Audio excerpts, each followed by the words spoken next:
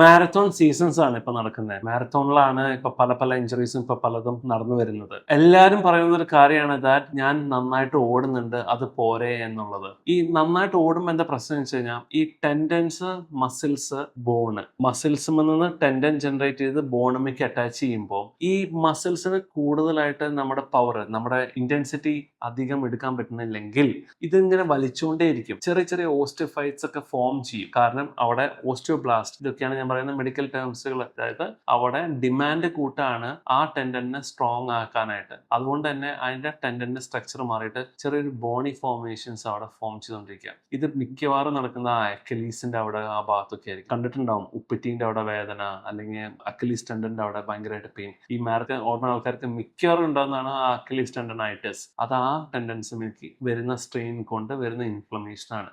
ഇത് ഓട്ടം മാത്രമാണെന്നുണ്ടെങ്കിൽ ഡെഫിനറ്റ്ലി അത് കീപ്പ് ഓൺ ഡൂയിങ് ഇറ്റ്. ചിലർ കുറെ വർഷങ്ങളായിട്ട് രക്ഷപ്പെടാറുണ്ട്. കാരണം വെച്ചാൽ അവരുടെ ബോഡി വെയിറ്റ് ഗെയിനിങ് ഇല്ല, കുറെ നാളായിട്ട് അത് മെയിൻറ്റെയിൻ ചെയ്തിട്ടുള്ളതാണ്. അതുകൊണ്ട് തന്നെ ചിലപ്പം അതിൽ നിന്ന് രക്ഷപ്പെടും. That doesn't means that body weight gain ചെയ്ത ആൾക്കാർ ഇത്രയും ഇന്റൻസിറ്റി ആ കാഫിന് സഹിക്കാൻ പറ്റാതാകുമ്പോൾ ഡെഫിനറ്റ്ലി പെയിൻ ജനറേറ്റ് ചെയ്യും. സോ ഐഡന്റിഫൈ ദാറ്റ് മാരത്തോൺ ആയാലും 100 മീറ്റർ റൺ ആയാലും you need A light amount of strain training. ആ മസിൽസിനെ ആ ഒരു ഇന്റൻസിറ്റി കംപ്ലീറ്റ് ചെയ്യാനായിട്ട് സ്ട്രെയിൻ ട്രെയിനിങ് ഡെഫിനറ്റ്ലി വേണം. അതൊന്ന് മനസ്സിലാക്കുന്നത് നന്നായിരിക്കും.